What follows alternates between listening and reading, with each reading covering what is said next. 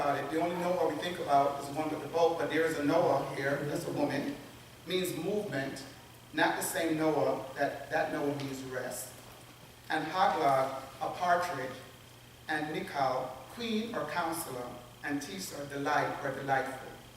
See, in Numbers 26, God had instructed Moses to take another census so that the land could be divided among the men, and the men would receive their promised inheritance that they have been waiting for since Abraham. But this inheritance would not have been given to any woman. So these daughters would not be getting anything, for they had no father nor brothers, and they were not married.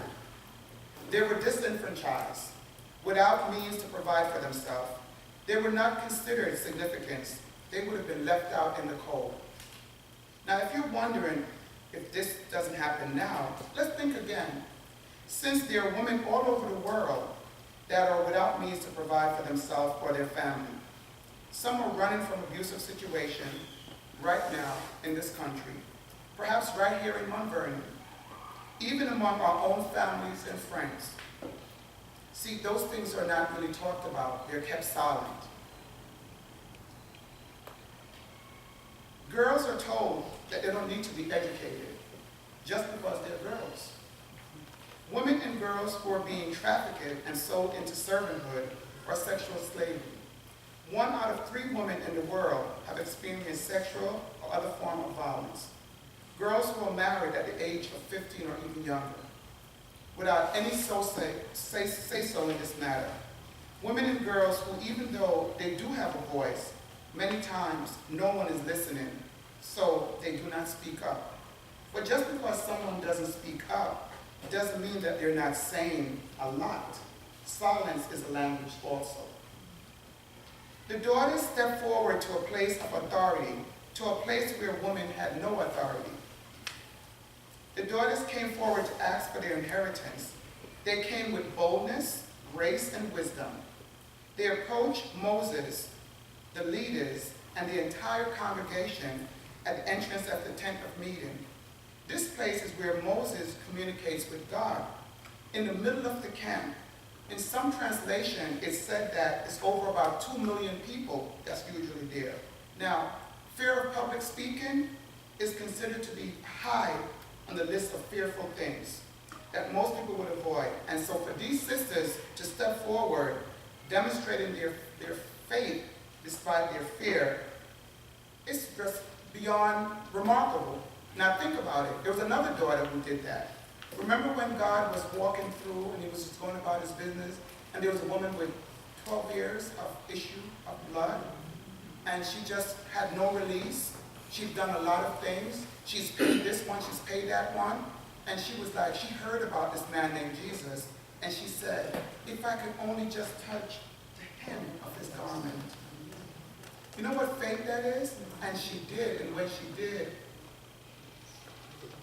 Jesus knew that somebody touched him.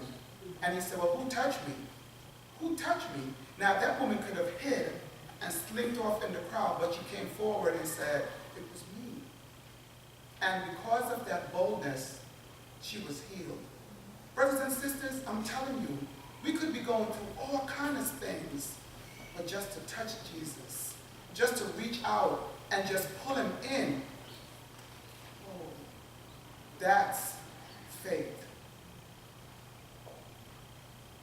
When these daughters stepped forward, they had no idea what their action of faith would be, that it would be for all generations.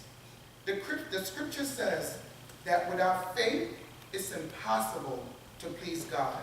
I believe that these sisters' action was very pleasing to God, because they weren't doing it on their strength, they were doing it through God. And that's what we're expected to do. When we're going through our moments, when things just look rough and rugged, we are not to rely on our own strength. Guess what, you all? We don't have any strength. Our strength comes from who? Okay. Who? Oh, okay. They turn their life over to God. That's what we're talking when we talk about surrender. They surrendered it all to God and let him guide them. See, they were bold because they had no idea how Moses would receive them, how the other leaders would receive them. They could have actually been very shamed, and in those days, being shamed was a big deal. Bigger than how it is even now, with the Facebook and the this and the that. It was bigger then. They thought that they could have actually been stoned. They could have been banished. Remember Miriam, when Miriam was talking about Moses, and she was banished with leprosy from the camp, right? That was in Numbers 12. This fake move was because the inheritance at that time was being asked for before it was given to anybody else. No one has even gotten theirs yet, but they thought about it and said, well, maybe we won't get any. We need to step up and say something, and they did. Those women are my heroes. I'm not sure, but they got together and decided to step and get their future met. It's significant to note that because of this extreme, bold move, the inheritance it was considered like such a blessing for them to own land because they didn't even own themselves. Women in those days didn't even have ownership of self. So to be able to own something that they could say is property, that was a big deal. These daughters' desire for the inheritance or to continue their father's name, it was not only for that purpose. Their claim was also for human dignity and to be seen as equals. There are at least 35 countries right now that still have inheritance law that are discriminatory towards women. So this sermon is not really a feel-good sermon per se, but there are times when we have to step out and realize that what we're dealing with as people of God are not always going to make us feel good. Because when we're called to do God's work, you're going to have to get in it sometimes. Okay, so I know it might be like, why is she telling us this? But we need to be aware and be lifted up that there are women that need our voices because they're not being treated properly. Faith allows us to act on the promises of God to achieve our blessings. What made these daughters hope like they did? Faith. What made them think that they even had a chance to inherit this land? Faith. Women during that period were involved in getting water, washing clothes, tending to animals, and cooking. They were devalued and demarginalized. Even though, if we think about it, these occupations were means of survival for the family, and so there was really nothing demeaning about it. But it's whomever put the label. When someone put a label on something, they could spin it the way they want to. Because I'm from Jamaica. My mother used to wash clothes, go and feed the animals, get animals, and so I didn't see anything demeaning about it because it made us eat. Hello? But it's whoever is putting the label that would make it look like it's demeaning work. It's significant to note that these sisters were part of the new generation, and they decided that they were going to do something about their situation. And so they challenged the law, but they did it in the right spirit.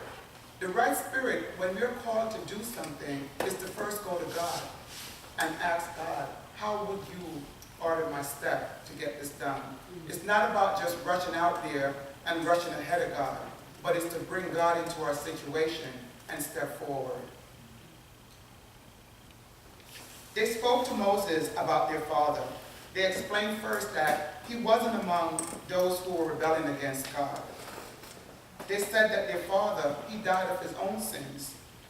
He wasn't struck down because of disobedience, as many of others that were with Moses did. In comparing Zelophehad and Korah, because Korah was the one who really spoke negatively about God and he was killed. Proverbs 28 illustrates them perfectly. Blessed is the man who always fear the Lord. We could say man or woman who always fear the Lord. But he who hardens his heart will fall into trouble. This is a new idea that was being put before Moses. Moses didn't know what to do. So he actually took his question to the Lord. He didn't keep it to himself. Moses' wisdom was demonstrated because what he didn't say to the sisters, we have never done that before. Or you ladies are out of line. This is not what we do. Brothers and sisters, don't words like that sometimes stop you in your tracks, right? These words can make us begin to second guess ourselves, reduce our confidence. Watch out for our words. Are they healing or are they hurting? But Moses was wise. He sought advice from one that was much wiser than he. He brought their request to God.